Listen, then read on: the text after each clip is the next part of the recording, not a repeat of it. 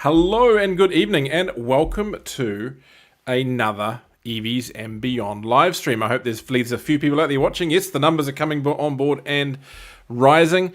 Don't forget to say hello in the chat on Facebook, LinkedIn, or YouTube.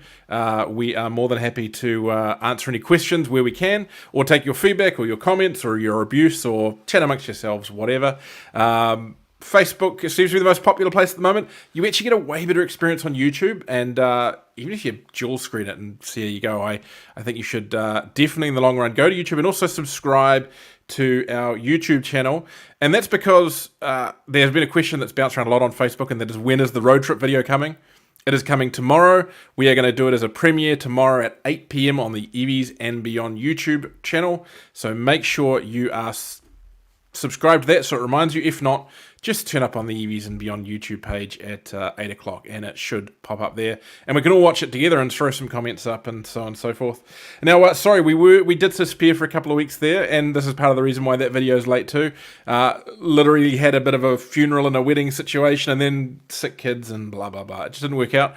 But we've got a bit more structure behind us now, and these things are going to be way more regular. So, yeah, thanks. Just still waiting. Oh, here we go. We've got comments already coming in. Evening, Trisha. Evening, CJ. Jason. Mark. You've stopped on the desert road to watch us. I really do appreciate that, Mark. That's a great effort. Hi, Lee. And yes, Trisha, the BYD road trip. So, yeah, so that's 8 o'clock tomorrow night on the EVs and Beyond YouTube channel. I'll throw a reminder on Facebook, but we're not putting the video up there. Now, we have a panel of two tonight. We've got some interesting panelists coming up in the future. We've got a couple more car company heads. If you guys can recall back to the very popular BYD live streams, we've got a couple of other companies that have agreed to come on board and do some of these streams as well. But I have a brilliant panel tonight, exceptional panel tonight, two very important people. Firstly, I'm going to bring in from the much celebrated publication EVs and Beyond, Matthew Hansen. Thanks for joining me, Matthew. Zero bias there at all, Richard. Zero bias. I'm glad that you confirmed that we're brilliant guests as well. I was getting a little concerned there, saying, "Well, we've got interesting guests coming in the future. The dregs, though, are tonight," which is what I thought that's what you were building towards. But I'm glad that I'm brilliant. Thank you. So that's so Matthew's on board, and we're going to talk about some stuff we've been up to today, and then he's going to disappear a little bit early in the scene because he's got to go to bed. He had a very long day, again, which we'll talk about. And so here for the long haul, because he's a true gentleman and a very important man, I think, to the EV trade in New Zealand, because he brought the MGZ SEV to market in New Zealand. We have the former head of MG Motor New Zealand, and now the head and importer of Horwin electric scooters New Zealand, welcoming Anthony MacLean. Thanks for joining us, Anthony. Thanks, Richard. Thanks for the introduction. Yeah. Must be interesting for you seeing the success of the first generation MG ZSEV and now the new one coming, or the updated version coming through. While you're not at MG, you're still proud to see that kind of legacy you put together is going on? Yeah, for sure. And I think the first one, was a big learning curve for us at MG, for the dealers who hadn't sold electric before. And then, of course, they've had no stock this year, and we've waited for a long time. And now a new ZSEV or revised ZSEV was launched on Thursday, actually, and I got invited along to that launch as well as a representative from EV and Beyond. And I recognize some of the customers, some of the original EV customers from Facebook that are watching the show tonight as well. So that's quite good fun, because we used to keep an eye on that, of course. Fantastic. Yeah, of course. Anthony sold me my first brand new, or newish, because I drove it as a test car, first electric vehicle, that ZSEV, which we still very much love, and we'll touch a little bit on that as we get on through the stories tonight. So let's start off, and those of you who are originals from the first episode will know what I'm about to pull up. The news, and again, my terrible stings.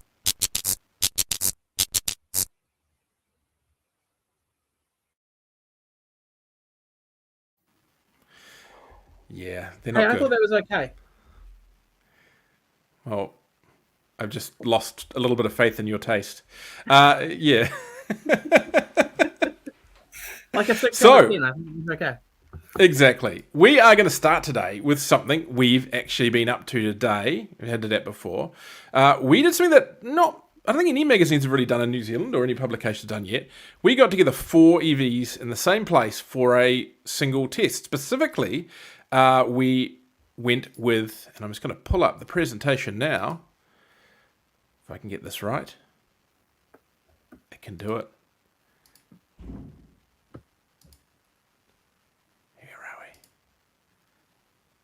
Is it going to go? Don't do this to me, computer. Slides. Until to design 3. We can just chat no. about ourselves. No. We can make this work in a different way. If I go like this. Ooh. Present. Has they popped up now?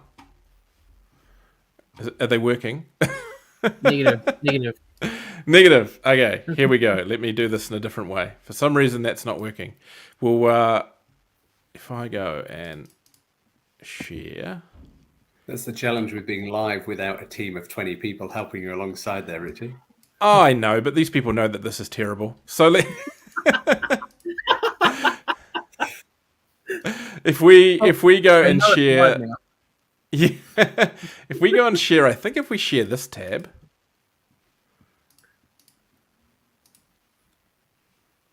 Right. There we go. And then if I go, no. Anyway, you were there. You were good there, then, Richard. Yep, but I lost everything else on my screen. Is the problem? So let's. We'll just leave it like that. I don't know what's going on. Try this one more time. Share slide. No. We'll stick with what we've got. Present.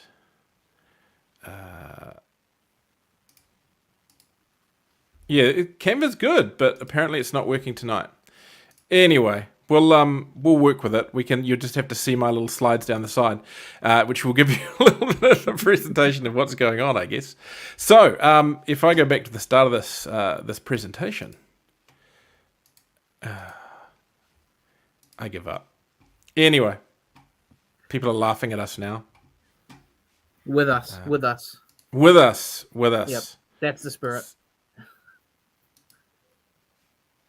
Anyway, we'll start talking. So what we did today was we went out and we tested 4 vehicles. The MG ZS EV, the BYD Atto 3, the Hyundai Kona Electric, and one that's really kind of new to the market, I guess, and that is, and there's only one here, and they haven't actually confirmed the pricing yet, and that is the Ssangyong Korando E-Motion.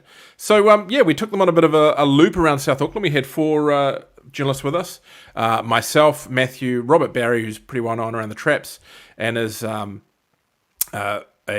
very highly regarded journalist, particularly in the fleet space.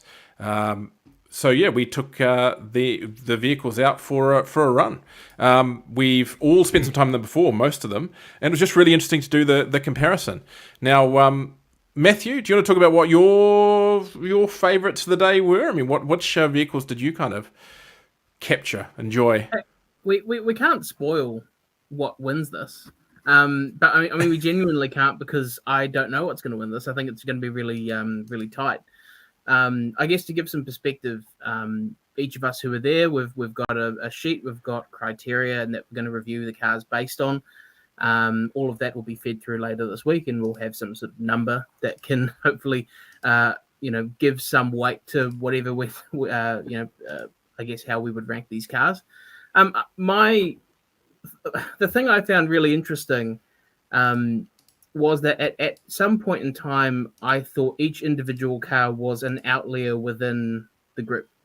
They're all quite different cars with quite different, even though I think a lot of them are fairly normal things to compare. I thought they were excellent. And the other thing that I thought stepped out to me was that there was no Tesla Model 3 there, but I didn't feel like I was missing one. I feel like it's the norm when you're comparing EVs the size to chuck the 3 in there because it's so well regarded. But I think it shows sort of how the industry is progressing. Yeah, and the other thing, and you and I talked about it today. I talked to Robert quite a bit about it today. That Sangyong's really impressive. Yeah, yeah. The Sangyong's an interesting one. It's such a surprise vehicle. Look, we to give people a little bit of detail around it.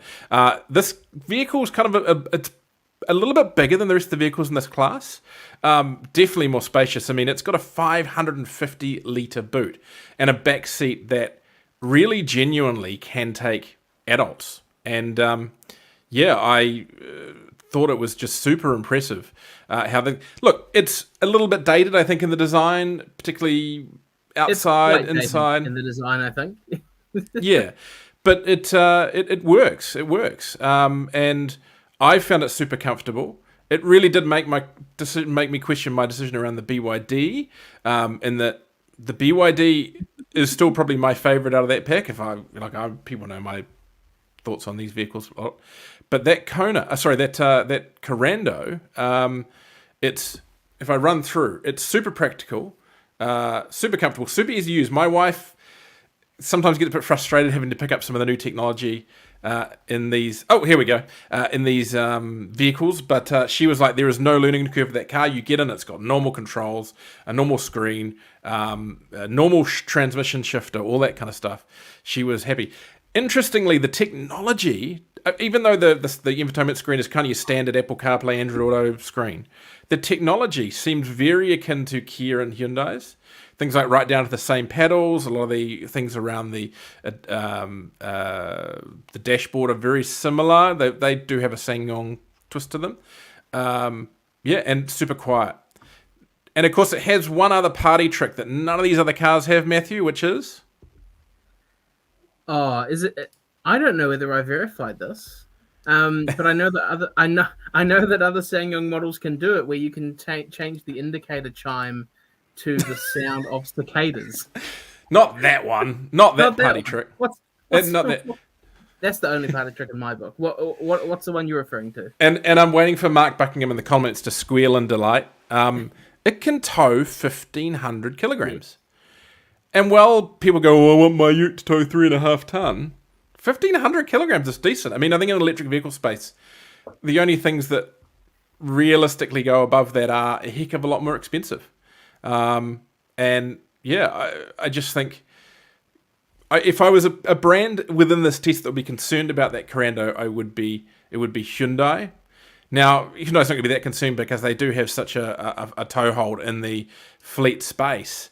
But if I was looking at a fleet car, I think that makes a lot of sense. Stephen Baxter says enough for your average fiberglass boat. So that's an interesting one. The new MG, controversial here. I'm not 100% convinced.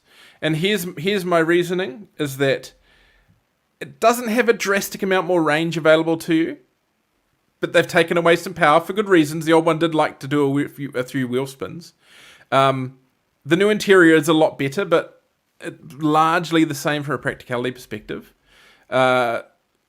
It's a decent upgrade. Didn't blow me away. Yeah. Anthony, if you've had a look at the new MG, what were your thoughts? Oh, it was totally an evolution. So I remember when I saw ZST for the first time over and above, the old ZS range. And just for a bit of context, when I worked for MG, I ran a ZS for nearly 2 years because it was the only car we had in the range that was bigger than an MG3. So, there's a few family holidays. It was our main car. There's a few family holidays in there with my wife and 2 kids. So I know ZS pretty well. ZST was a step. Was just an improvement in the areas that needed improving. And a new ZS EV is exactly those changes rolled out onto the EV platform. So, and when I looked at an Atto 3 the other day, and then hopped in a new ZS, I was quite surprised, because online there's a lot of commentary about that Atto 3 interior being fairly full on. I actually think it's a great place to be, the Atto. So the ZS is a less confrontational, more conservative interior, and it works well. And and the infotainment's a nice upgrade, but it doesn't really move the needle, does it? It's just better. It's not outstanding. It's just better. Yeah, So, and I think people need to realize that when they go drive it is that, that it's. I actually noticed that lack of power compared to the first generation. They've lowered the torque, I think, by about 70 newton meters. And arguably that is probably good for both efficiency and the chassis itself. But you do notice that slight reduction in power. But there is definitely more range there from just that jump up from the 44.5 to the 50 kilowatt. And they haven't exactly put a new price premium on it. I think that Essence model we were driving today, which kind of matches the old model, is about $3,000 more expensive than what the old model was. So I think that is worth the upgrade. But I think that the thing MG needs to realize is they're in a very competitive market. And for that money, you could have a 50 kilowatt BYD. And for not a lot more, you can have something like the Korando or a whole pile of options coming through. But I kind of feel like the ZS only really to last till the MG4 gets here. MG4's had great reviews, hasn't it? Overseas, really, really good reviews. Actually, I think the interesting point on MG ZS EV, Richard, is that the entry level, the Excite, is actually a really good sweet spot. You know, from somebody who's not a lover of vinyl seats, however you want to dress them up. You know, you might want to pretend they're vegan leather, but what they really are is hot in summer, and they're not flash in summer at all. So, you know, full disclosure, I've ordered a ZS, and Richard, you and I talked about this. You know, whether I should get an Atto or a ZS, and I bought a ZS just because, actually, at 50 kilowatt hour, and if you go for the lower spec, and then I did the stuff I didn't care for, it's not a perfect list. But sorry, I should have put that on silent, shouldn't I? I think you know, the base one is a particularly interesting proposition because at 50 there's still nothing there. But the Atto the Atto is impressive, and I think that lower output Atto is going to be a really interesting one. And interesting to see what you say about Ssangyong. I'm not sure that Ssangyong have got the network though, right? And I think this stuff is actually important in the day to day. I mean, they've definitely got a broader network than BYD, but definitely not at the Hyundai kind of level of network, or the MG level of network for that matter. I've been down to the distributor's base in Taupo a couple of times. They've been really trying hard lately on boosting their things like parts and serviceability, their ability to send parts around the country, their ability to supply. But yeah, it's going to be interesting to see that car. I see that car probably fighting very much for potentially older buyers and also in the fleet space. And in the fleet space, it could be able to play a role with its extra capacity in some of those areas where companies are looking at moving people out of utes into electrification and that kind of thing. It's and that probably plays into Sangyong's hand as well. They are big with tradies and various other companies. So we don't have an official confirmed price on that vehicle yet. I've been speaking to Andrew Bayless at the distributor's Great Lake Motor Company. They are working hard with Korea on getting the pricing right, but they obviously have limited flex. A little bit either side of 60 grand is the expectation, but could go up, could go down. There's like potentially going to be two models. There's all sorts of things they're discussing. But I think if you are struggling with the BYD, you're struggling with the MG, you're struggling with the Kona, and on space, or you like to tow, then I think you really should just hold on a piece and wait till you can talk to your Ssangyong dealer and give that a drive. Because it could be a great option. Next step up from that, you've really got to look at things like the Polestar and the other stuff coming through. So it's it could be an intriguing option. So quite a fun day. Now it's not exactly in that. So that story is going to be in the next EVs and Beyond. So that's out, I think, on about the 9th of the next month. We're back on schedule with magazines early in the month. If people have noticed, we got our magazine out on World EV Day. Now, that brings us to a next piece of news that's breaking, so it's not actually in my script here, but I've thrown it in anyway, and that is the Volkswagen ID4 and ID5. Now, I don't have the full details in front of me, but what we know is that Volkswagen New Zealand have managed to get, and I didn't expect this to be honest, the Pro model of the ID4 under the rebate limit. So That car is going to be $79,990 drive away, which means you get your rebate, so you're driving away at about $72,000. For that, you're getting a 77 kilowatt hour battery, nearly 500 kilometers of WLTP range. Fairly good spec. I've had a look through the sheets. The only things they've really cut from that model to get it under the line are things like the LED matrix lighting. It's got a smaller CarPlay screen than the upper models, and so on and so forth. It's still got all the safety equipment there. It's still got most of the interior trim there. Still got the nice big alloy wheels, which I think you need on that car to make it look decent. That is a lot of car for the money. It's not in the same ballpark, but it's a lot of car for the money. The question I have between what we've been driving today in the BYD, in the Ssangyong, and in the MG, and now we've got this stuff coming in from the other side, and we've seen Kia drop their price on the EV6, is, Matthew, can you recall the price of the Kona we drove today? Have you got it in front of you? I don't, but it was the base 64 kilowatt hour model, which I believe is mid 70s. Yeah. But I'm really fascinated by the sort of $70,000 to $80,000 window, because it's getting really crowded really quickly. Obviously, we had the Mustang discussed, the Mustang Mach-E discussed last week, which I'm not sure whether they've actually come out with pricing on that yet, but I'm sure that they'll be in that area too. Yeah. The Ioniq 5 is obviously 79 EV6, as you mentioned. I think it's maybe that's our next comparison. Yeah, totally.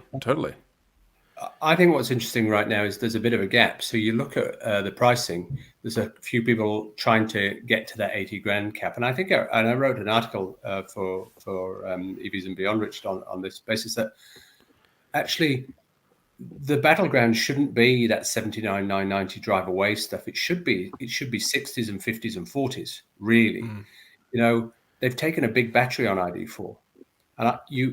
Which means that they've got one vehicle that's under the cap. Have they come out with pricing for the other vehicles yet? Yes. Or is it And it's all over the cap. That's the only one under the cap, and I can't imagine it's going to stay long under the cap either. So you could argue, why did they bring out the 77 kilowatt? So they've only got one model under the cap. Why didn't they bring out one of the smaller batteries that have got an offer, have an ID4 and an ID5 as a Pro under the cap, and then the Pro Pluses come with a 77 kilowatt hour battery? You just give people a bit more choice. Right now, $80,000 drive away, it might be good spec for the money, but it's not an affordable car.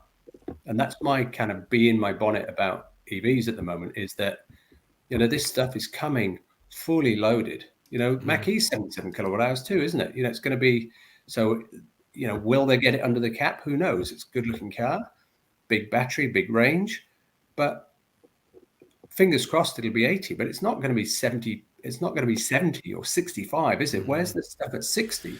Same discussion, I guess, I had with, and we mentioned this in one of the previous streams, the Aura Good Cat. They are launching here with the 63 kilowatt battery model, and I said that's not really the one you want. The 49 or 50 kilowatt LFP model, as opposed to the 64 kilowatt lithium ion model, is the one you want. That's the one that is in that range for that car. So yeah, and it drives me nuts because that actually, sorry, and I know I've got my I know I'm going off theme here, but what I think is, at the start of the year, I put my neck out and said the two big sellers this year are going to be Aura Cat and Dolphin, and that was based off of some conversations I'd had last year. Aura Cat's now, like you say, it's not a 40 grand car or maybe even a high 30s anymore. It starts with a 6. Dolphin's a million years away because Australia didn't really. Let's say they haven't done an excellent job with BYD in terms of nice type launch. If you give people a choice, and Stephen Baxter's just come up with a comment there about combat range anxiety, and I think that's a fair point, but people who know EVs understand that actually the big battleground is will be charging infrastructure and places to charge. It'll be charger anxiety, not range anxiety. Mm-hmm. If you give people a choice, so you've got an A or a B, then you have a price point and an extended range. So it's sort of frustrating for me that the vehicles are coming out with prices that start with a 7 when, or a cat should have been, didn't need connected, didn't need the big battery, could have been a low 4s or a high 3s. Where's Dolphin? It's a million miles, it's a million miles away. And I think I stuck my neck out at the start of this year and said those two would be the big sellers this year. Yeah. The interesting car coming up, of course, is that Mahindra's confirmed their EV models are coming to New Zealand. I have slightly higher hopes about them now that I've driven the Ssangyong, because, of course, they share technology, I believe, on those cars. And I rate that Ssangyong. And they really want to play in the low end of the market. So they've said they need their vehicles to be cheap. Well, they're not cheap, but in that value pricing range. So yeah, let's before we move on, let's just run through a few comments. Mark Buckingham says towing with a good rating, close to the Y. Paul O'Connor's commented on my driving around the corner, that crossing a double yellow line. I'm sorry, Paul. Lee, I think, was just reaffirming one of your comments there, Anthony.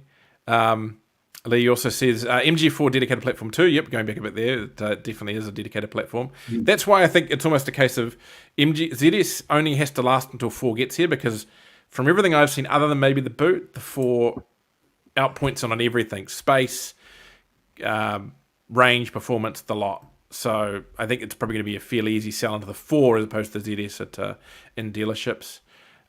Lee says, I don't know why shared chassis trigger me. They used to trigger me a little bit, Lee, but then you see cars pop up like the Ssangyong, which do a good job of it. So I wouldn't panic too much about it. The Stephen Baxter, yeah, it sounds like they're trying to combat range anxiety for EV buyers. You can see the reverse there with MG only going for the small battery, not the big battery on the ZS. Arguably, they're making the right decision now.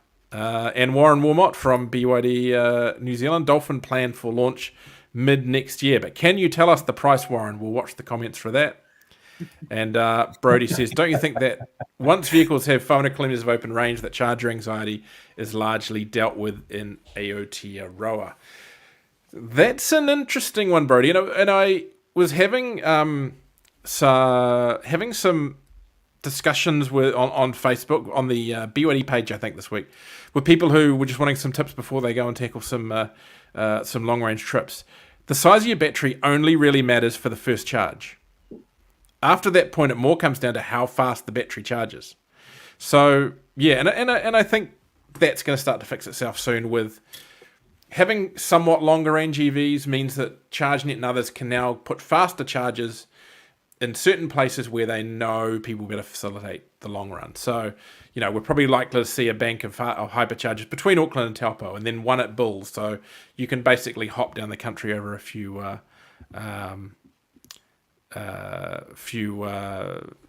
charger issues. So yeah, it's an interesting one with that. Now Mark Buckingham says, you moved to Tower, I'm going to stop the buffering. Are you plugged into the charger? Well, actually, Mark, can you confirm, is the Turangi ChargeNet charger still there, or has it been changed? Because if you guys saw from on World EV Day, we put an interview with Z Energy. They were talking about all their various runouts with charging, most of it high-speed charging, which is really awesome. But I gather that one might be for the swap. I don't think it's for the chop, but I think it's for the swap. So just be aware of that if you are travelling through Turangi and desperate to charge in the near future. So now, next on the list is to the MG4, which we discussed before. MG Motor New Zealand has announced that the fully electric MG4 hatch is set to join the brand's lineup from mid-2023. MG Motor Chief Executive for Australia and New Zealand, Peter Chow, outlined late last year how strong demand for the model in Europe is likely to mean a struggle for supply. He added that the brand is trying as hard as possible to get the MG4 into local showrooms in meaningful numbers.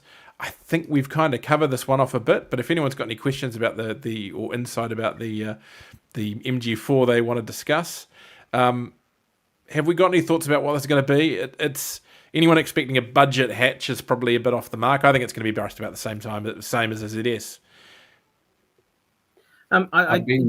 Just to get back to the ZS, it was one of the few sort of marks against that car I had today was that it was quite clearly compromised in terms of platform relative to the BYD. It was still incredibly pleasant to drive, and it rode really well, and obviously had a lot of the EV quirks of being really refined and silent. But I think being on that dedicated platform that the MG4 is going to make it a bit of a game changer for that brand at that price point. And yeah, as you say, I expect it's going to basically overlap with ZS for pricing. Anthony, any thoughts? I did a little bit of work just looking at UK pricing of MG4 relative to ZS EV, because we got very aggressive pricing in New Zealand for ZS EV. And now I don't work for MG. I can probably share this with you. The night before the original announcement of the original ZS EV, we chopped the price. So we'd had quite a long lead in for that vehicle.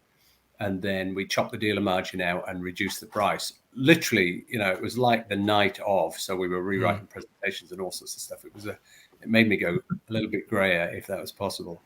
And so therefore I was trying to draw some analogy to see where I thought MG4 would fit, but I just can't get a handle on, we were so aggressive on taking margin out.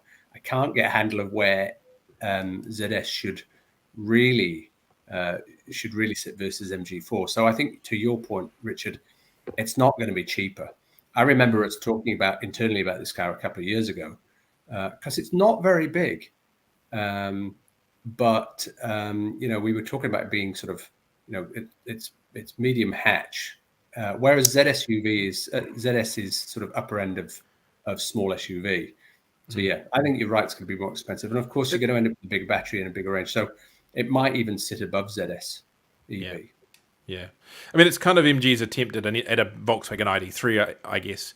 Though some people seem to be rating it above the ID3 from the tests I'm seeing out of Europe. Yeah. So that's interesting. And of course, I think there's quite a sizzling performance model coming along as well. If you're waiting for the MG4 to come along, so you can throw an order in, then do mention it in the comments, and maybe someone from MG is watching and can get you up the list.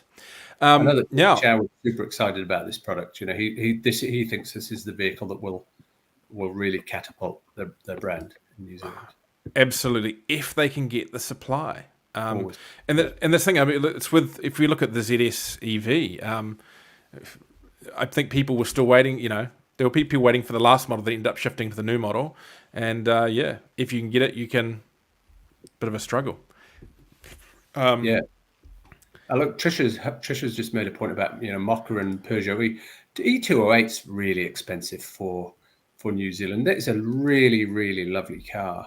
ID3, it's not going to come here, but look, my view, I can say on record, is I think nearly everything's too expensive. I think Atto 3 is an exception, and I think MG-ZS is an exception. And the only reason I say MG3 is not because I don't work there anymore. They don't pay. I'm clearly on no, but it's at $50,000, it is the cheapest EV on the market, so it can't be too expensive. And I think Atto 3, the 50 kilowatt hours, is super well priced too. But there's nothing else. There's nothing else close at the moment. That's right. I think the other thing is we spend so much time focusing on EV pricing, we forget that the prices of other cars have been rising too. So, but I think there's so much focus on the EV stuff that the second anything goes up a little bit when a new model comes out or whatever, it gets a bit scorned upon. So I'm still hassling you, Warren. Any indication on Dolphin price? I mean, where are we going to sit that within these lists that we're talking about? Brody, Volkswagen said they'd love to have it there, but I think they just can't either get supply or get it at the right price. And I suspect it's a case of also that they've been allocated a certain number of EVs, and they probably want to take those SUVs with a better margin. But I think the team down at Drive EV in Taupo, someone might be listening, have one at the moment. Well, last time I was there, they had one. They might better get another one. I don't know. But to be honest, I think if you are holding out for an ID3, an MG4 is going to probably do the same thing at quite a bit less at a retail price, I suspect. And if you do watch the UK reviews, they are rating that car super highly. Yeah. Now, on to something non-car related, directly car related. Oh, hang on. There we go. Genesis EV energy roaming claims to save up to 70% on public charging. In a New Zealand first, Genesis has developed an energy roaming system for EV drivers, making it cheaper and easier to charge when out and about. Everywhere, every with an capital E and a capital V, clever, lets EV owners use ChargeNet's 280 chargers throughout the country for the same rate. I think that number of 280 is older. I think there's a few more chargers than that now. For the same rate that they pay at home, which can save drivers up to 70% on the cost of charging, eliminating the variability and uncertainty of public charging rates. Based on driving an average 25 to 30 kilometers a day, the cost of charging an EV is about the same as paying 30 cents per litre for petrol. An EV can be charged overnight for about $3 per 100 kilometers, depending on the model and electricity plan. A fast charge can cost up to $10 for 10 kilometers. Ooh, that's a challenging one from Ron. We'll come back to a minute. Let's just briefly touch on this. I love the idea of this plan. I was doing a lot of time fast charging until, and I believe, and I'm going to look through the comments, I believe Paul O'Connor is listening. I finally got a charger installed at home, and now I'm not fast charging as much. That and moving to the BYD with the 60 kilowatt over the 40. But anyway, so it's less of an impact for me now. I think this is pretty cool. I believe you can also then do your charging on the billing. But the issue for me personally is I had a look at it, and Genesis's rates are actually not as great as some other EV plans for at home. So if you're doing a reasonable amount of DC charging away from home, it probably is good value. If you're only occasionally DC charging, I think you probably want to look a bit closer at the rates that you're paying for your home electricity. Brody has just made a really valid point.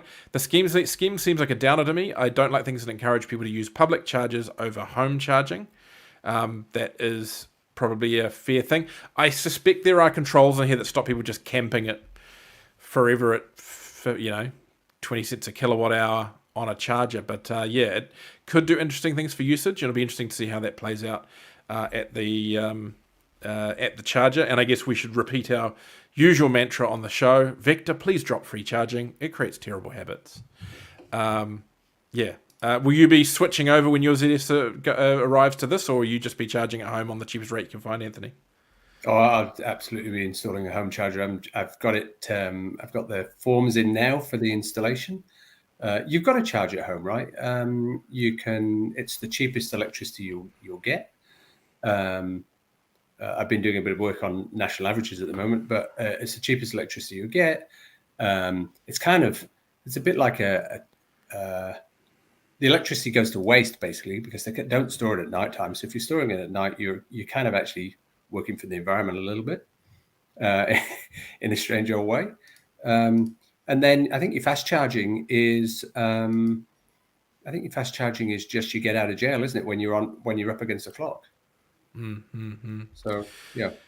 Now we'll go to this question that Warren Wilmot from BYD has posted in the chat, and I want to hear people's opinions from the floor. And I'm sorry, Anthony, your face keeps on getting covered when I put up comments. But what we'll do is if we take this down, you should come back to normal for a second. I just have my little hands on the top of the camera. Sorry, and people get your answers fairly quickly. What do you think the BYD Dolphin or Atto 2 or whatever it is should be priced at when it arrives in New Zealand? I guess that's going to depend, Warren, again on what battery option we get here. Mm-hmm. But Anthony, you've got any? This is kind of your trade. Any thoughts around that? Oh, actually, you should go to the panel first. You should go to the comments panel first, and then I'll give you my summary. Warren, what batteries are available? Could you just share that with us? My recollection is there was a 40-something and then there's a big fella, but it's a while since I properly looked at it. I'm expecting an answer from you, Trisha. This is your time to shine. For those who don't know, Trisha is largely responsible for the BYD groups on Facebook out there. So if I look up the BYD, so you can get a 30 and a 44.9. Surely we'd probably, despite the conversation before, surely we'd only want the 44.9 here. Totally got to bring both. You've got to bring both. You got to think about, these older Leafs and stuff, that sort of supplies will slowly dry up. You've got to bring in the small battery because you've got to have a lower price vehicle, and people can choose. You don't need 6 models. You just need a entry level spec, smaller battery, Lux spec with bigger battery. But anyway, sorry. So my thoughts is you basically do high 30s for the 30 kilowatt, so that it tucks in just under basically a hybrid Corolla by the time you put the thing on it, and a probably about 40 for the bigger battery, maybe just over 40. So Warren's comment there is interesting. Are you able to share that, Richard? Yeah, of course. That's the Atto 3 model using one spec but 2 battery sizes. I actually think there's an argument to not do that if it gets you to a price point. But I think you've got to be 39,990 for the entry level. If that means taking a smaller battery, you will then not just dominate electric vehicle. You will totally dominate electric vehicle sales. Totally dominate electric vehicle sales. And I think that's key if you really, really want to get adoption. And when you start to look at, 25% of passenger vehicle sales last month were pure electric. And that's 3 times the volume this time last year. And plug-in hybrids are 3 times the volume last year. I think there was 17%. Don't have the stats to hand, sorry. Mild hybrids, interestingly, barely went up. But we're selling stuff that's 50 grand plus. And our progress against moving the fleet, against really, really moving the fleet, is absolutely marginal because the fleet's so big. New Zealand's private vehicle fleet is 2 million vehicles or something. Sorry, there's an article in EVs and Beyond last month, Richard, is that correct? Where I've got some vehicle park sizes. So you won't shift the needle. You won't trickle down enough used vehicles for subsequent buyers who don't have deep pockets if you don't bring in some cheaper vehicles in the first place.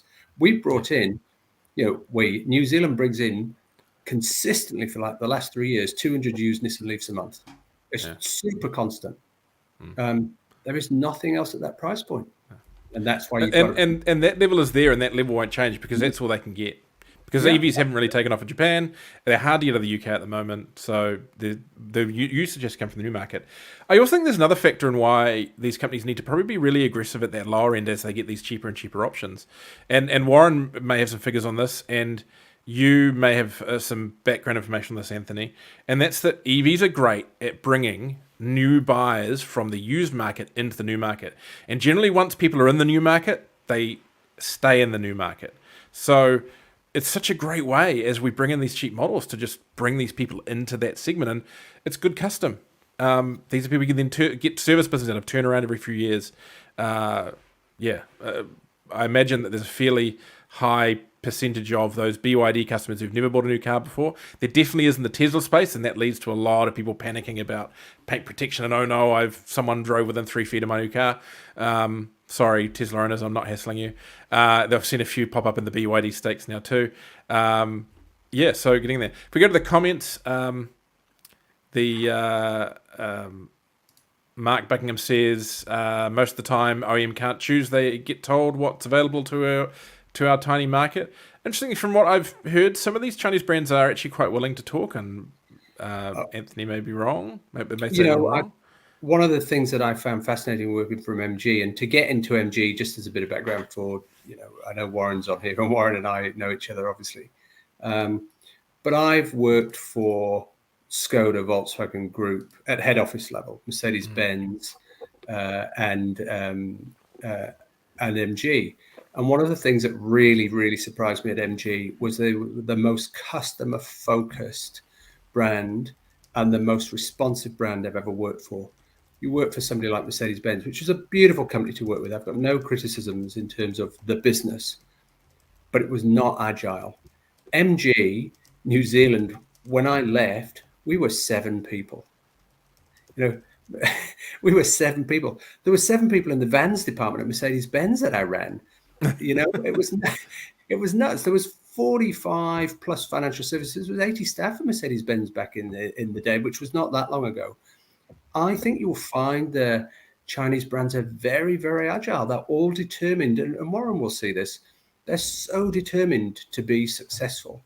But they will listen to demand. And I think you get, when we priced MG3 in New Zealand, you get the pricing that you demand looking at the competitive set to get the volume.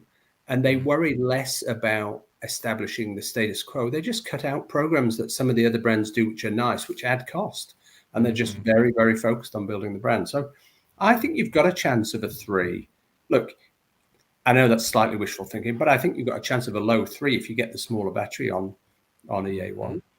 And I think that's really exciting. And I think if they do that, they will totally clear up. It will be just phenomenal for the industry because it will just drive that adoption as well, right? You need the adoption. Once people have sampled and lived with it, it's so easy to live with EV, but there's a lot of fear that goes with the move. And Tricia will know because I've been reading your posts on Facebook, Tricia, for ages. And you see the journey. What do I do with charging? What do I do here? What do I do there? And as people grow and they become advocates and share their knowledge, it's fabulous to see. Yeah. But you need to be it. I would love to know, and someone's actually commented, if an electric vehicle was your first new or near new vehicle, please do mention this in the comments, because I think it's something I've always thought, and I'd love to get some information backing it. Stephen Baxter says high 30s would be amazing, but realistically, I'd expect it to start a starting rate at $48,000. I think it'll be quite that high because that would put it right just under the shorter, smaller battery Atto 3. Mike Buckingham says, what are you calling clapped out? That's my pride and joy. I don't know what he's talking about there. I'm missing that. Oh, I think he's referring to Margaret Baker's comment about I'm doing almost all my charging on the 3-pin plug now that I have a long range. The 7 kilowatt charger was a lifesaver in the clapped out old Leaf though. Only DC charge when I'm on a road trip. Now, for those who don't know, and Margaret and Mark are both but slight identities in the trade. When Mark Buckingham got a Model 3, I think he's now got a Model Y. Margaret bought his Kona, and I think he took her Leaf for some reason. I don't know. Yeah, we're not sure. But anyway, that's what they're talking about. That hey, if a Leaf is moving, it's good. Paul O'Connor says it's agreed. Then 34,990. I love there you go. You've been told. Tricia definitely won't start with a 3 or 4. I think. I'm not sure if she's talking it's about. Going to be one of those. Dolphin, yeah. We might. Referring to the extended range of the upper battery. Okay, understand that. I think it'll start. I think the extended range surely will start with a 4. We'll see. On to my second question. David Button says, EV bringing old bias to new. I have a BYD. My previous car purchases have been $6,000 to $8,000 plus $50 for an old Corolla at uni. Only went new for EV. Thanks, ANZ Good Energy. It is quite a new experience for an average Kiwi. And the thing with that now, David, is when you go next time to get a car, you'll find because you bought a new car and a more modern car and a service history, it won't be as expensive to step up to your next new car, particularly, I think, with the demand in the use space for those EVs. And Lee says, yeah, our first EV and first brand new car. Same for us here. Our first vehicle, our most new vehicle prior to that was a 2 and a bit year old Ford ex-lease vehicle. So, yeah, it's a great way. They are definitely bringing new people into the space. Now, let's shift on to a story that is hilarious, absolutely hilarious, and Matthew's going to love this one. And that is this post up on Facebook that went up about Eagers Nissan in Brisbane. They they claim to have traded a $400,000 car for a Nissan Leaf. Eagers Nissan, a dealership in Brisbane CBD, has published a post on social media detailing a customer named Barry and his unique trade. And according to the post, Barry traded in a Nissan Skyline R34 GDR V-Spec 2 worth $400,000 for a brand new Nissan Leaf in what the dealership said was a straight swap. The post has subsequently gone viral, drawing comments and shares from petrol heads around the world. And let's just cut to the chase. It's been found out to be BS. And it got found out to be BS by someone going back through Eagers Nissan Facebook posts and searching and finding that that car was actually on loan for display from a performance car workshop / collection nearby. So that's hilarious. I don't know why they thought they would never get found out, but it's interesting. But the interesting thing about that, and I think we might need to go further down this track and actually do a story on it, is that I know a dealer that swapped a Tesla Model 3 for and it wasn't a Tesla dealer, obviously. It was a dealer who'd purchased a Tesla to look at it, try it out before they had EVs arriving on their own yard, for an R32 Nissan Skyline GTR.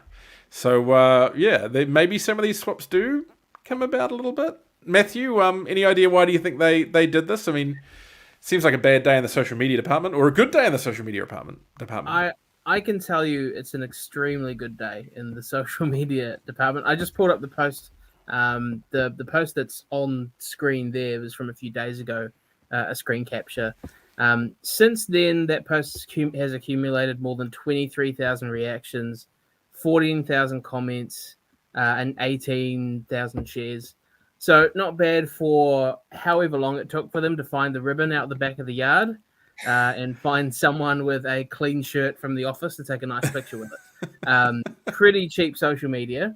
And yeah, it continues to blow up. I guess the trading a Model 3 for an R32, I feel like they're fairly comparable value. And that's, I think that's sort of makes sense. But that R34 could buy, I don't know, 7 or 8 of those Leafs, I reckon. Yeah, no, exactly. Now, this is not an isolated incident in the last week or two with a dealership making, I don't know if we can call that one a faux pas, it seems somewhat deliberate, but a Lexus dealer in New Zealand has made a social media faux pas in regards to their marketing with this post. Now, this post is great and innocuous. It's talking about the best driving position for safe driving, but can anyone see what the vehicle is that woman is driving in that? Not a Lexus, is it? It's not a Lexus. Any guesses out there? Before I'll give you like 10 seconds before I answer. I mean, even surely, Anthony, from a marketing perspective, putting a left-hand drive car in a New Zealand dealership ad would be a little bit funny. I'm just trying to. I'm just looking at that double cup holder. Stephen Baxter thinks it's a Tesla. I'm just trying to think. I can't see enough. It is right. That is a Tesla Model 3 that she is driving, not any Lexus. And I'm not sure they do that. Lexus has a electric vehicle in its range, the UX300. So yeah, how does that happen? When you've worked in marketing departments, Anthony, how does someone make that stuff up? Well, it would have never. I'd like to say never happened on my watch. Stuff does happen, right? But I think you've got to be obsessive about that stuff. And left-hand drive used to drive me nuts. When working right-hand drive markets, because some of the time I worked in the UK first before I came here. I just think you need people who love cars who work in the marketing department, so that you spot that's when somebody goes, "Oh, I've got this social media thing." You go, "Well, it's clearly not our cars, you dummy." You need to go figure it out. And we had people working for a brand that I used to work with who liked the brand and didn't like the cars, and it used to drive me nuts. You got to love what you do, and not just for the superficial bits, right? Yeah. No, look, awesome. Right, that is the end of the news for the day, and with that, we'll let Matthew go. He had an early start getting cars prepared to be photographed, and he's got an early start tomorrow. And I think he's got a busy week helping with a school play or something like that. You're a good man. You're a good man, Matthew. I am. Well past anyway.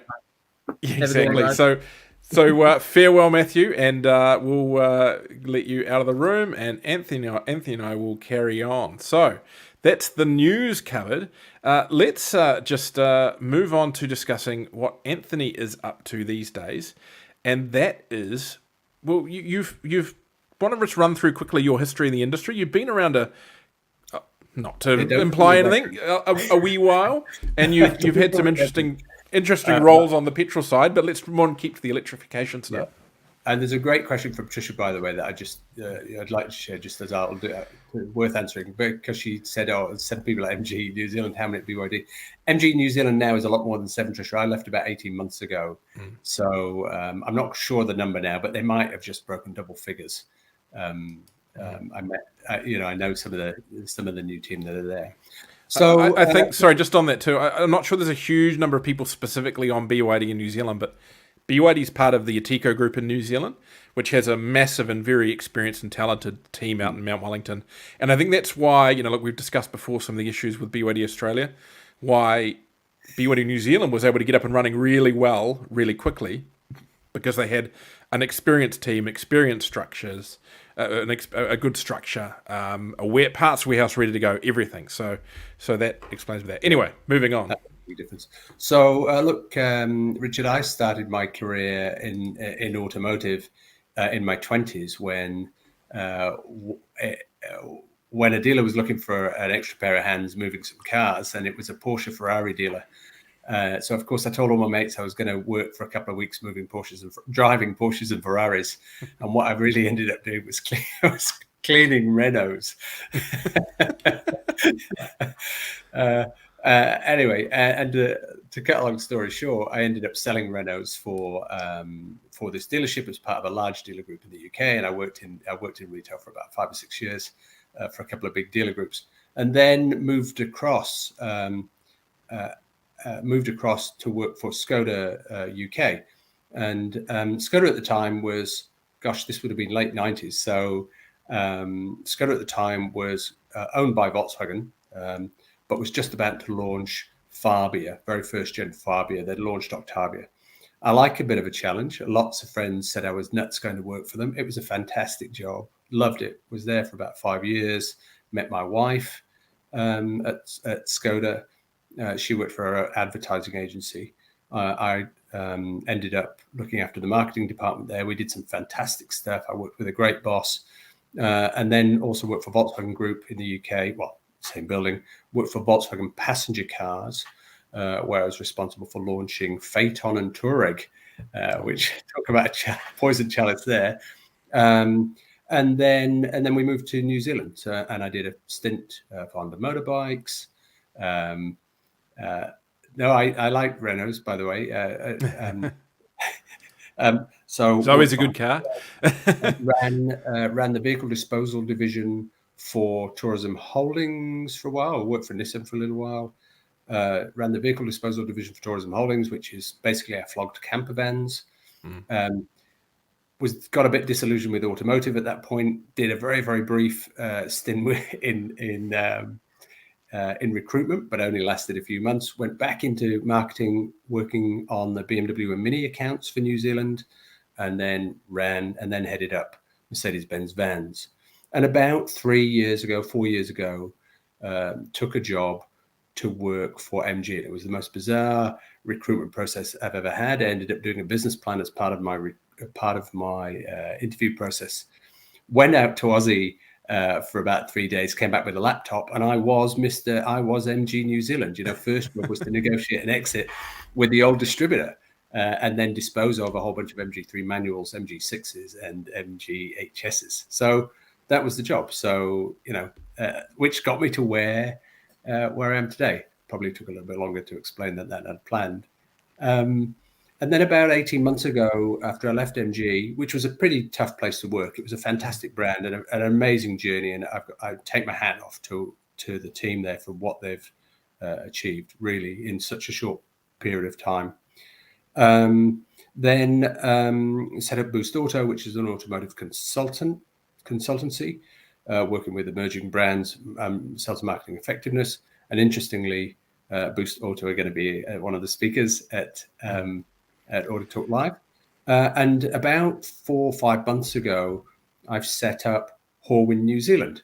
And Horwin is an electric motorcycle and EV brand, motorcycle and scooter brand. If we can cut to Horwin in a second, just with MG, I mean, how important was electrification to the kind of new MG? I mean, was it always part of the plan to to have it that way? Because a lot of people, I think, in New Zealand think MG, they do think electrified vehicles. Was it from day dot part of the theory behind MG New Zealand or MG Australia as well? Yeah, I think one of the interesting things to bear in mind is that the context of where China's come from. So China, with its managed economy and for all of its flaws, it's a very good nation in terms of thinking ahead. So when they wanted to develop an automotive industry, they said basically, how do we become a global leader in vehicle production? And they said, well, let's invest heavily in EVs. So there was a very, very big carrot for consumers and for manufacturers to invest in EV. And then they drove the demand, they drove the production and development with investment incentives. And of course, you needed a JV partner to be a manufacturing company in China. So MG, of course, or SAIC is the JV part, is one of two JV partners that Volkswagen has. So they have Volkswagen SAIC. And then there are also, so you see a lot of Skodas in China, for example, and they're all built by SAIC. Mm-hmm. Of course, LDV/Maxus is theirs. There's a whole bunch of truck JVs. And then the GM partner they're the joint venture partner for GM as well. Mm. So just on the GM thing, there was a couple of stories that went around Australia and a few rumours through the industry that they almost came close to a deal that would have seen the MG ZS EV I'm driving around now having a Holland badge on the front. Is there much truth to that? I think there was a lot of stuff that went on that was very, very behind the closed doors. What was fascinating about the CEO for Australia and New Zealand, he was very, very well connected at the factory. He was a Chinese national, but very highly regarded, massive ambition and big picture thinking, and very well connected. So I've been in meetings where we've been doing our volume planning and say, well, we're short on stock. And he got onto the phone to the factory, like the head guy at the factory, and like, we need more production. And it was done in 15 minutes. I've never seen anything like that before. So EVs was clearly always going to be part of the master plan because China is such a powerhouse. And you're going to see that with the new brands coming through, right? Mm-hmm. And you're seeing it with BYD. You're seeing it with the number of EVs that MG is producing. When you look at where they are in Europe, such a high. Well, they're EV only in Europe. It's only the UK where they're not EV only. EVs at the heart of what MG are doing now. And as we get a little bit closer to the stuff coming to eventuality in the market, you start to see bits of the jigsaw that you perhaps didn't see earlier on. And I think that's the fascinating. I think I feel like the first generation ZS EV was a bit of a watershed car for Chinese vehicles in New Zealand. I think if it hadn't have gone well, things like the BYD may not have been so well received. I mean, you're kind of proud of what was achieved with that car coming to market and how it was received and how well it sold. Yeah, I was. ZS, just the petrol ZS, was an incredibly well-priced car. And that augurs well for when an EV product comes along. ZS was not a class. I'm talking about petrol here. ZS petrol was not a class-leading car. It was great value, and I was pleasantly surprised by the build quality. I remember having my interview. This going back to Sydney. I was out there for my third interview, and I was driving a Mercedes-Benz because it was my company car, and my boss said, "Here, take this for a drive, and tell me what you think." And you kind of go, "Well, it's not an $85,000 Mercedes, but how do you couch that?" But in reality, it was an impressive car for the price point. You got to remember this thing was 22 grand in New Zealand, 23 grand in New Zealand. Mm. So ZS EV was a watershed car because it was such good value. It really, really moved the dial. It was the first SUV. Proper SUV electric vehicle. Nero, wasn't really not really an EV. Not really an SUV. Kona, beg your pardon. So Kona, it built itself as an SUV, but it was really a hatch with a bit of extra plastic. It was a big deal. There was a big price difference, lots of spec, lots of space, and was relatively affordable. And I think that's a big deal. Now, you are doing your own thing now, obviously, with Horwin.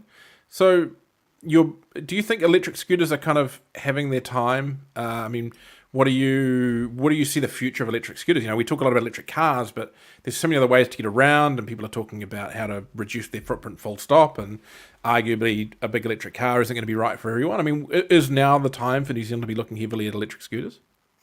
You can tell there's a bit of a theme going on when I talk about EVs not being affordable enough. There's globally there's a shift towards micromobility, and I think that for me, where I got to when I started looking at electric scooters was how are we going to help people get into EVs? And not everybody can afford $50,000, right? So the point about electric scooters is when you start to look at how we use cars versus how we think we use them, that shows the opportunity. Now, our bet, our gamble, and it's a fairly big gamble because all of a sudden it's our money, not somebody else's, is that we can grow the segment for scooters. 68% of car journeys are sole occupancy. More than half of car journeys are under 11 Ks. This is NZTA data. You don't need an EV car to benefit from the cheap running costs of an electric vehicle. And an electric scooter, like a moped, so you can drive on a car license, costs about 1 cent a kilometer. To put that into context, if your EV is about 20% of an ICE car, an electric scooter is about 20% of your EV car. Wow. So, we don't have to say to everybody, ditch your petrol car or ditch your EV and buy a scooter. But what we do want to try and encourage is say, park that ICE or mild hybrid or whatever you've got and take those shorter journeys on 2 wheels. And then you'll do something not just for your pocket, but for the environment. So that's really where we need to get to. And I think the challenge with Horwin is we have to grow the category as well as growing the brand. So we've got this kind of really weighty project to try and we have to outpace the market. To be number one in the market when we were negotiating pricing with the factory. To be number one in the market, we only need to do about 130 vehicles a year. But the very fact that somebody like Upco, who's the market leader here, doesn't sell 500 vehicles tells you we've got a mountain to climb. So I think I quite like the challenge. It's been fascinating. We've got some great dealers on board. We've really, really got some great dealers on board. And we haven't gone through motorcycle dealers. We've gone to car dealers because they understand the electric journey. So, it's going to be a fun ride. It's going to be a white knuckle ride for the first 12 months, I think, just making sure we've got summer, really. Bikes are a real seasonal product. And I'm riding my moped now heaps. I'm kind of, I really am. And it's 50 kilometers an hour limited, So you're not on the motorway and I'm not doing big journeys. Do you want to quickly run through your range and what kind of dollars we're looking at for having a Horwin scooter in the garage alongside your EV? Yeah, for sure. So you had a picture in there, Richard, of an orange bike. So we've basically got 2 models. That's a shot that we took down at. We took Horwin to the first show at the weekend. We went to the Take Charge Expo in Christchurch, which I hear was very good. Which was fantastic. McLean was there as well, an ID4, so it was great to see those in the flesh. So something like this, which is it's the biggest battery of any moped on the market. It's 2.6 kilowatt hours. This is a $5,300 scooter. It's good for about 80k, up to 80k. You need to be careful. The range varies really. The range varies quite high because if you've got a 2-ton car and you add a person in, it makes no difference whether there's 2 people. But you've got a 95 kilo scooter, and you put 2 people on it, really destroys the range. I'm not going to get 80 kilometers out of one. Put it that way. So it's up to 80 Ks. It's 5,300. Then we've got a second model, which is the same silhouette, but it's a 125cc equivalent. So it's good for about 90 miles an hour.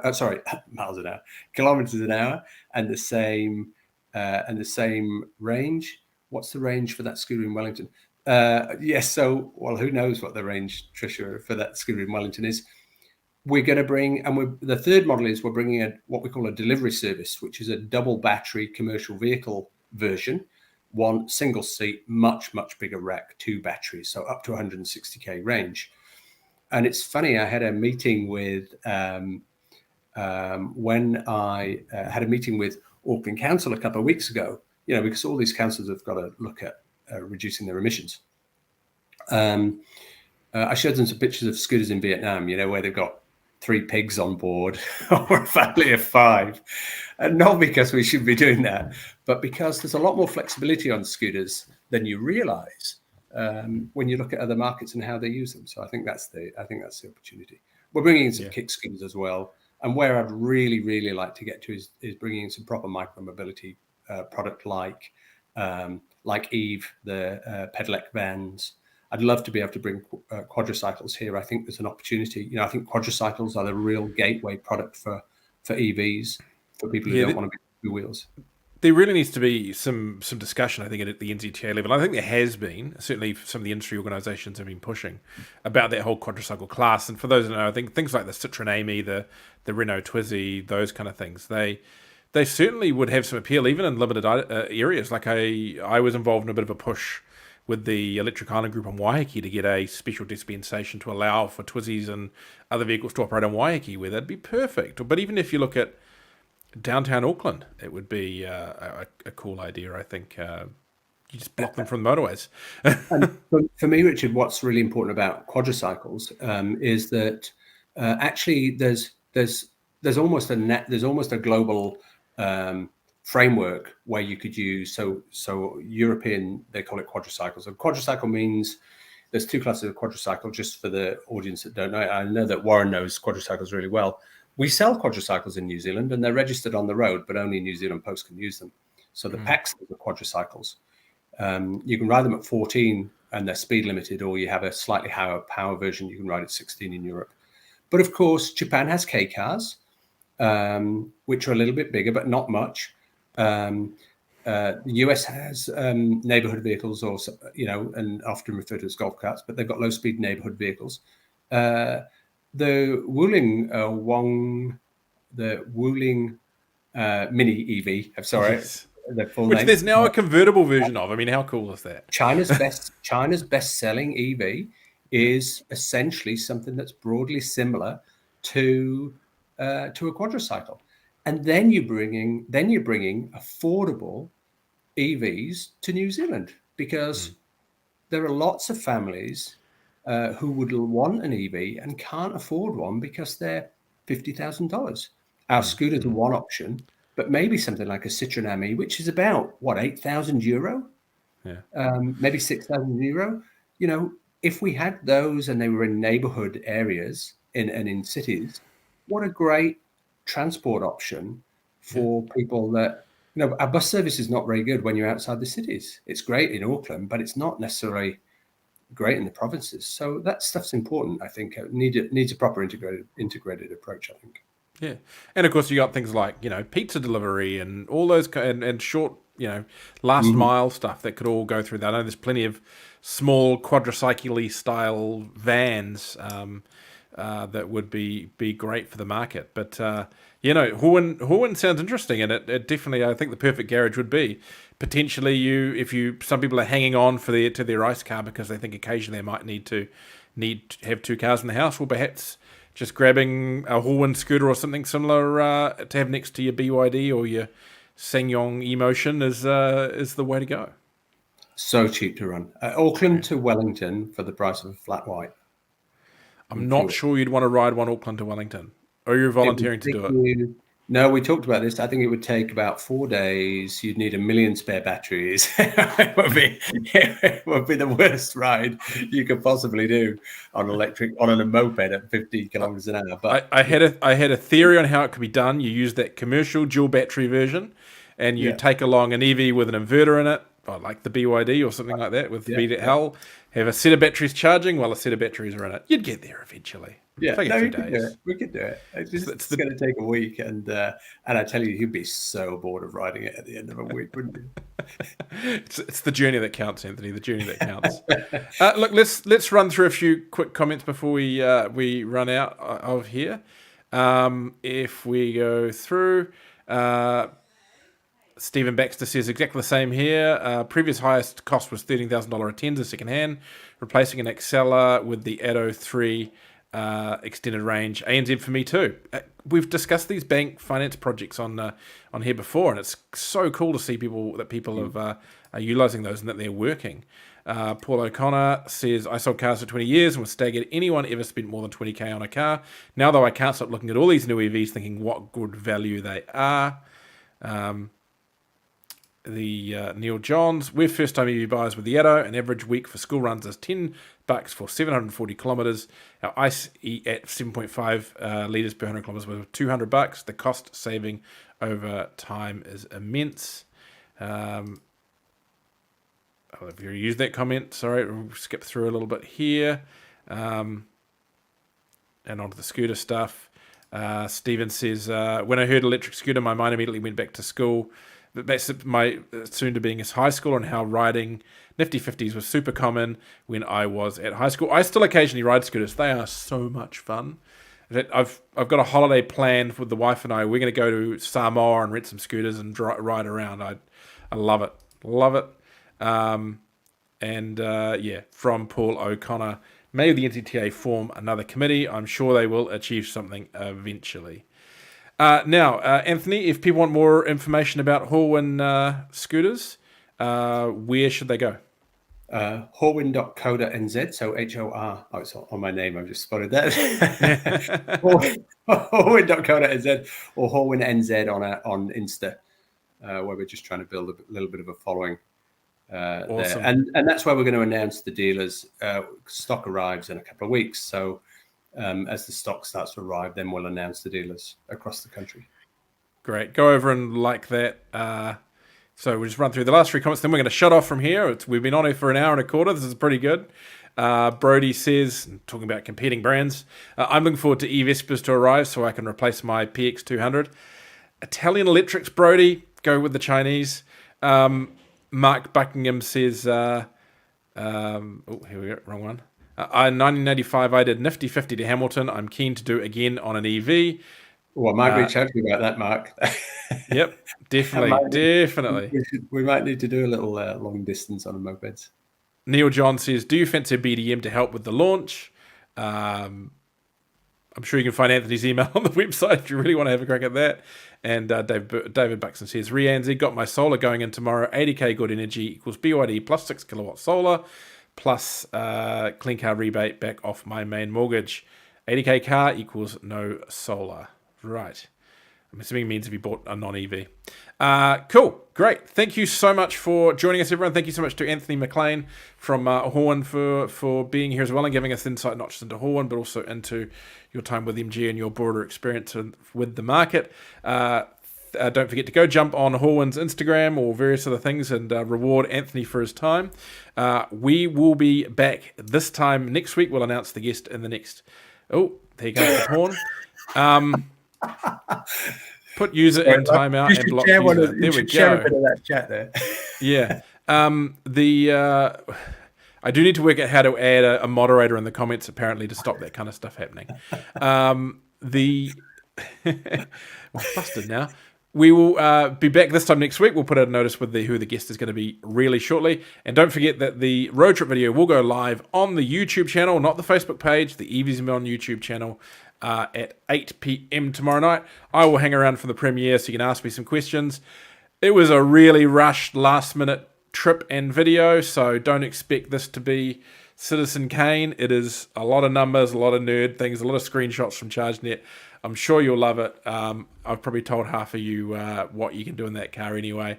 But that'll be tonight, and then we'll see you again next week. Thank you so much, everyone, and I will pop up this to say farewell.